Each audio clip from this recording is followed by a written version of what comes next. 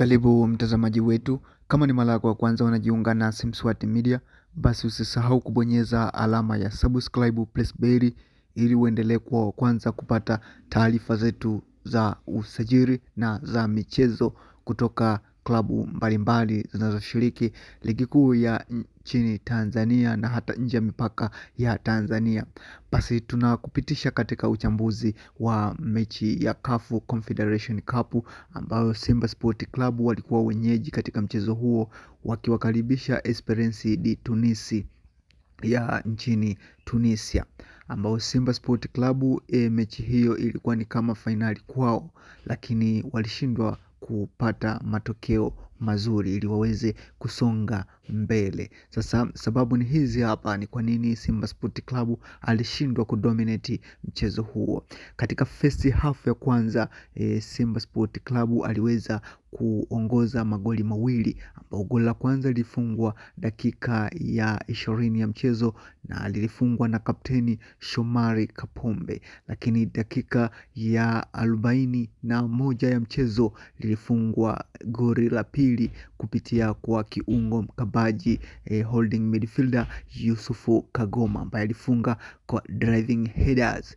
Ilikuwa ni goli zuri sana, ambapo Simba Sport Club walimaliza dakika 45 za mchezo wakiwa wanaongoza goli 2-0, ambapo Simba Sport Club waliweza kudominate mchezo kwa dakika hizo 45 za kwanza. Simba Sport Club wakipiga shoot on target 4 huku Esperance de Tunis wakipiga shoot on target 1, na Simba Sport Club domination ya mchezo ball possession aliweza kuongoza kwa 63%, huku Esperance de Tunis wakiwa na 32%. Hivyo Simba Sport Club aliweza kucheza vizuri sana katika first half, lakini mambo yalibadilika baada ya second half. Esperance walirudi na plani mpya, na hivyo Simba Sport Club kilichowagharimu zaidi ni baadhi ya wachezaji kuumia ambao ni wachezaji tegemeo.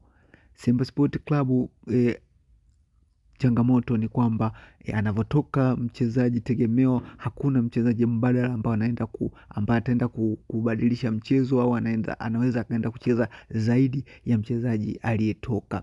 Ikumbukwe kipindi cha pili tuliona aliumia Yusuf Kagoma ambao ni hold midfielder ambao ni namba 6 pure. Baada ya kuumia Yusuf Kagoma ambao alikuwa ameushika mchezo, ikawa changamoto kwa Simba Sport Club kuendelea kutamba katika mchezo huo. Lakini pia pigo jingine ni kwa Crispin Nangu ambaye aliumia naye na akatolewa katika mchezo huo, hivyo akaingia Ismaili Tore ambaye ilikuwa ni ngumu sana kuweza kuushika mchezo. Ikumbukwe partnership kati ya Wilson Nangu na Rushain De Lock ilikuwa ni partnership nzuri sana,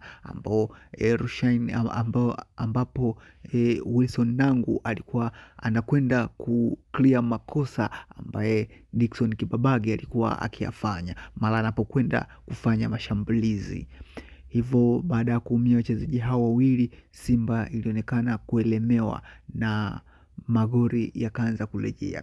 Kosa lilofanyika kwa kiungo mkabaji Alasan Kante akifanya back pass kwa golikipa, na golikipa Mamudu Chanja akashindwa kufikia mpira kwa wakati, hivyo wakapelekea Esperance de Tunis kupata bao la kurudisha, na hiyo kitu iliwapa nguvu Esperance de Tunis na kusababisha kurudisha magoli yote mawili. Hivyo Simba Sport Club walishindwa kushikilia bomba, walishindwa kulinda ushindi wao waliopata katika kipindi cha kwanza. Ikumbukwe Simba Sport Club walishindwa kulinda kile ambacho walikipata, na hiyo ndio ilikuwa safari ya mwisho ya Simba Sport Club ya ndoto ya kufika robo finali. Kilichobaki sasa kwa Simba Sport Club ni kukamilisha tu ratiba kwa michezo iliyobaki. Hakuna maajabu tena ndani ya soka, hakuna maajabu tena kwa Simba Sport Club, hakuna maajabu tena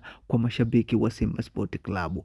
Basi mashabiki wa Simba wa Simba Sport Club tayari wamefikia tamati na tayari wameshajikatia tamaa. Basi ndugu mtazamaji wetu, endelea kubaki nasi kwa taarifa mbalimbali za kimichezo zinazohusu Simba Sport Club na timu mbalimbali za nchini Tanzania na hata nje ya mipaka ya Tanzania. Asante sana, usisahau kusubscribe channel yetu.